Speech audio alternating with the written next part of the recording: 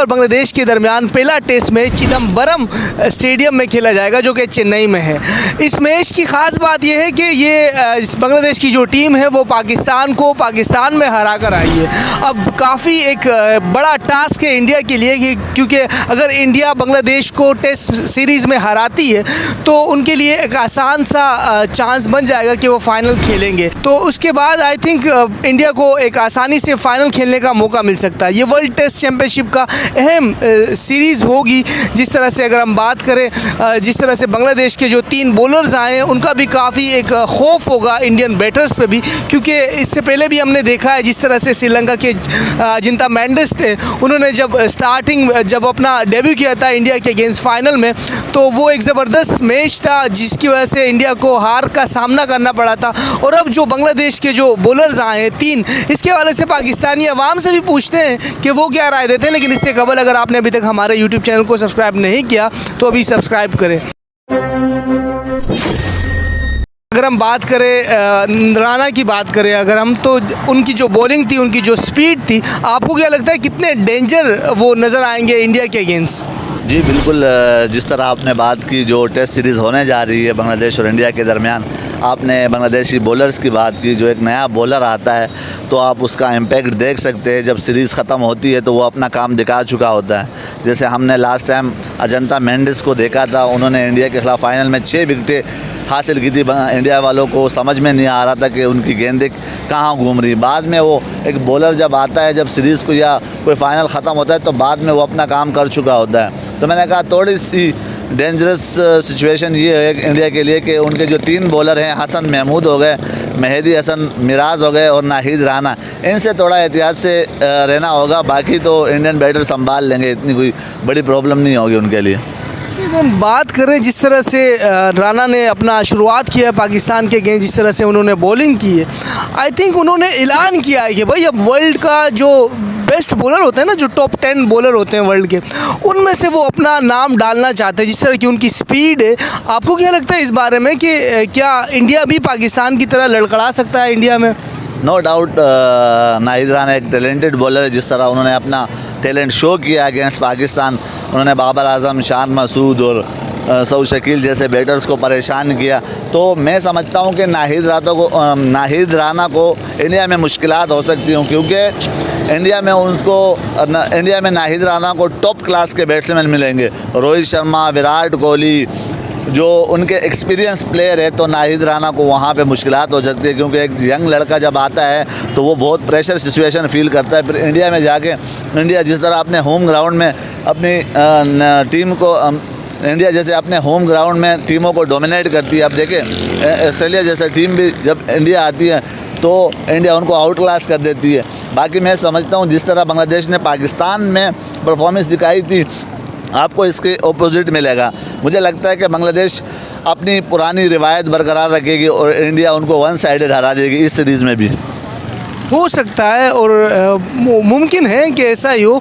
लेकिन अगर हम बात करें दूसरी तरफ वर्ल्ड टेस्ट चैम्पियनशिप में ये सीरीज़ कितनी इंपॉर्टेंट होगी इंडिया के लिए, क्योंकि अगर ये इंडिया सीरीज़ जीत जाती है तो उनके लिए एक अच्छा मौका होगा कि वो फाइनल के लिए क्वालिफाई कर जाए। तो इतना इम्पोर्टेंट सीरीज़ खेलना बांग्लादेश के साथ, और बांग्लादेश के बॉलर जिस तरह से पाकिस्तान का जैसा रोप होता है, पाकिस्तान का जिस तरह खौफ होता है बॉलिंग का, अगर हम कुछ सालों से पाकिस्तान की बॉलिंग काफ़ी एक ऑफ कलर नज़र आई है। लेकिन अगर हम देखें माजी अगर हम याद करें, पास्ट में अगर हम देखें तो एक खौफ होता था पाकिस्तानी बॉलर्स का। मुझे लगता है कि बांग्लादेशी जो बॉलर्स हैं वो भी इस तरह खौफनाक बनते जा रहे हैं। तो आपको क्या लगता है वर्ल्ड टेस्ट चैम्पियनशिप में ये सीरीज़ कितनी इंपॉर्टेंट है इंडिया के लिए? देखिए इम्पोर्टेंट इसलिए है कि इंडिया के पास सिर्फ 5 मैच बचे अपने होम में, उसमें से 2 बांग्लादेश के साथ है, क्योंकि ये मस्ट विन सीरीज़ है। उसके बाद आपकी जो भी सीरीज़ है, ऑस्ट्रेलिया में भी आपने अवे जाके खेलना है, तो वहाँ पे जाके आपको मुश्किलात हो सकती है। मैं समझता हूँ जिस तरह आपने थ्रेट्स की बात की ना, मानता हूँ बांग्लादेशी बॉलर्स टैलेंटेड हैं। जो शरीफ अली इस्लाम हो गए, मेहदी हसन मिराज हो गए, अभी जो नाहिद राना आए हैं, हसन महमूद हो गए, ये सारे टैलेंटेड बॉलर हैं। लेकिन मैंने आपको क्लास की बात भी बताई जो उनके सामने बैटर्स होंगे वो पाकिस्तानी नहीं होंगे, इंडियन होंगे वो, क्योंकि इंडियन बैटर एक क्लास रखते हैं, अपनी एक उसमें क्लास रखते हैं। मुझे लगता है कि बांग्लादेशी बॉलर को इंडिया जाके मुश्किलात होने वाली है, क्योंकि पाकिस्तानी टीम इस वक्त वो वाली पाकिस्तानी टीम नहीं है, वो बिखरी हुई है। उनके कैप्टन का भी सही नहीं पता, वो थोड़ी बिखरी हुई टीम है, और ऊपर से बाबर आजम जैसे प्लेयर की फॉर्म नहीं है। आपको इंडिया जाके एक वर्ल्ड क्लास टीम मिलेगी। आप उनकी टीम को तो देखें, आप उनके बैटर्स को देखें, ऊपर से जब उनकी बॉलिंग देखें, जसप्रीत बुमराह हो गए, मोहम्मद शामी हो गए, मोहम्मद सिराज हो गए, अर्शदीप सिंह हो गए, और अगर स्पिनर की बात आ जाए तो कुलदीप यादव हो गए। तो India on the paper, India और बांग्लादेश में वही देख रहा हूँ। हाँ, मैं ये कह सकता हूँ, आप कह सकते हैं कि बांग्लादेश फ़ाइट ज़रूर करेगी, लेकिन मैं अगर पाकिस्तान और इंडिया को कंपेयर करूं तो बांग्लादेश, मुझे लगता है कि फिर वही पुरानी बांग्लादेश इंडिया के सामने साबित होगी, और हो सकता है इंडिया इनको 3 या 4 दिन में हरा दे। हो सकता है कि ऐसा हो जाए। लेकिन अगर हम बात करें दूसरी तरफ, बांग्लादेश की टीम काफ़ी एक सीनियर टीम अब नज़र आती है मुझे, क्योंकि बांग्लादेश के मुशफीक जो है, शाकिब की अगर हम बात करें तो ये लड़के जो हैं वो सीनियर हो चुके हैं अपनी टीम में।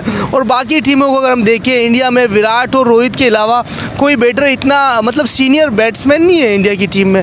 तो इस वजह से भी उनको एक बेनिफिट है कि उनके पास एक्सपीरियंस ज़्यादा है बांग्लादेशी बैटर्स का, और साथ में वो जब ड्रेसिंग रूम शेयर करते हैं नए लड़कों के साथ तो काफ़ी बूस्ट मिलता है नए लड़कों को। आप इस हवाले से क्या कहते हैं? देखें, इंडिया के भी रोहित और तो विराट कोहली के अलावा केएल राहुल भी एक्सपीरियंस है, शुभमन गिल भी एक्सपीरियंस है, आपको उनको हल्का नहीं रह सकते।